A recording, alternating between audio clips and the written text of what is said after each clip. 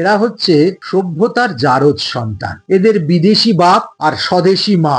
যদি এখনই জুতো মেরে তাদেরকে সিধে না করা যায়, এবং লাঠির কুত্তা বাত মানে না, ওরা হচ্ছে লাঠির কুকুর। ওদের এইরকম সব সময় লাঠির আগায় রাখতে পারলে, ঝেঁটা জুতোয় রাখতে পারলে, তাহলে সারা পৃথিবী নিশ্চিন্ত থাকবে, শুধু ভারতবর্ষ নয়। আর সবচেয়ে ভালো হয় যদি পৃথিবীর মানচিত্র থেকে এইরকম একটা কুলাঙ্গার দেশকে সম্পূর্ণ মুছে দেওয়া যায়। তার জন্য হয়তো সাধারণ মানুষ কিছু প্রাণ হারাবে, কিন্তু রক্তের বিনিময়ে ছাড়া শান্তি কোনোদিন আসেনি, বিপ্লব কোনোদিন হয়নি, আর কোনোদিন ইতিহাস বদল হয়নি। অতএব সেই এতটুকু দিতেও আমরা সবাই রাজি আছি, কিন্তু পাকিস্তানকে নিশ্চিহ্ন করতে হবে। পাকিস্তান তো একটা ভিখারি রাষ্ট্র।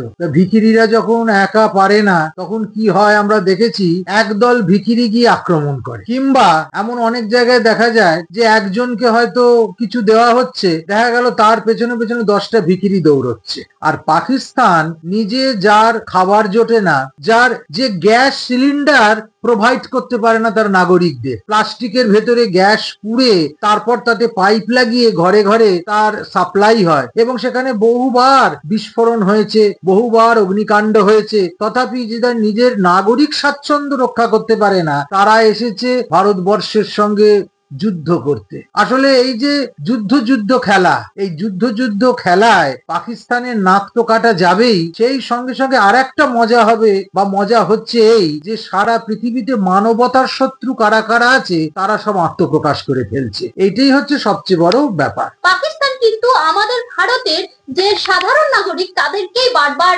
টার্গেট করছে। কাপুরুষদের উদ্দেশ্য কি হয়? কাপুরুষরা যুদ্ধে বিশ্বাস করে না। বুক ঠুকে সামনাসামনি যুদ্ধ করে কারা? যারা বীর পুরুষ, যারা যুদ্ধে মৃত্যুকে পরম গতি লাভ বলে মনে করে। আর কাপুরুষেরা কি করে? তারা পরিবারে পরিবারে ঝগড়া লাগায়, তারা স্বামী স্ত্রীতে ঝগড়া লাগায়, কান ভাঙানি দেয়, তারা কুমড়ো কাটা বট ঠাকুর হয়ে জায়গায় জায়গায় সাম্প্রদায়িকতার বীজ বনে, নানান ভাবে মানুষের সঙ্গে মানুষের দূরত্ব সৃষ্টি করে। পাকিস্তান হচ্ছে ওই কুমড়ো কাটা বট ঠাকুর। পাকিস্তান হচ্ছে ওই কাপুরুষের দেশ।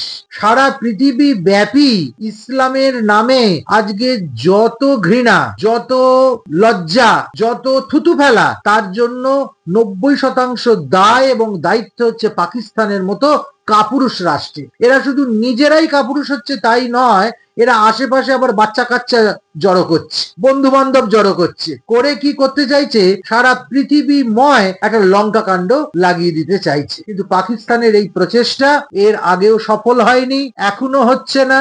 এখন যে কিলাত খাচ্ছে সেখানে, সেটা আমরা প্রত্যেকেই দেখতে পাচ্ছি, প্রতিদিন প্রতি মুহূর্তে গণমাধ্যমগুলোতে, ভবিষ্যতেও হবে। যদি এখনই জুতো মেরে তাদেরকে সিধে না করা যায়, এবং লাঠির কুত্তা বাত মানে না, ওরা হচ্ছে লাঠির কুকুর। ওদের এইরকম সব সময় লাঠির আগায় রাখতে পারলে, ঝেঁটা জুতোয় রাখতে পারলে, তাহলে সারা পৃথিবী নিশ্চিন্ত থাকবে, শুধু ভারতবর্ষ নয়। আর সবচেয়ে ভালো হয় যদি পৃথিবীর মানচিত্র থেকে এইরকম একটা কুলাঙ্গার দেশকে সম্পূর্ণ মুছে দেওয়া যায়। কমিউনিস্ট পার্টির লোকজন তারা কিন্তু বলছে আমরা যুদ্ধ না শান্তি চাই। আর যখন আক্রমণটা হয়েছিল, তারপর যখন যুদ্ধতে এগিয়ে গিয়েছিল না নরেন্দ্র মোদী বা ভারত সরকার, সেই সময় কিন্তু তারা বলছিল যে কোথায় গেল 56 ইঞ্চি। এখন আবার ওরা যুদ্ধ না শান্তি চাই। আসলে এখন যারা এসব কথা বলছে, আমি ছোট্ট করে বলি, এরা হচ্ছে সভ্যতার জারজ সন্তান। এদের বিদেশি বাপ আর স্বদেশি মা। স্বভাবতই এরা বিদেশের ওই মহাশূন্যে চলে যাওয়া নীতি আদর্শ, এগুলোকে নিয়ে দেশের মানুষের কাঁধে চাপিয়ে দিয়ে জীবনকে অতিষ্ঠ করে দিতে চায়। কিন্তু এরাই আবার প্যালেস্টাইনে যুদ্ধ বলে সেটা নিয়ে ভারতবর্ষে এই যে দৈদিক গুলিয়ে দেওয়া। এরা বিদেশের মাটিতে, ওই যে বলে একটা সুন্দর কথা আছে, লঙ্কায় রাবণ মলো আর সীতা কেঁদে বিধবা হলো।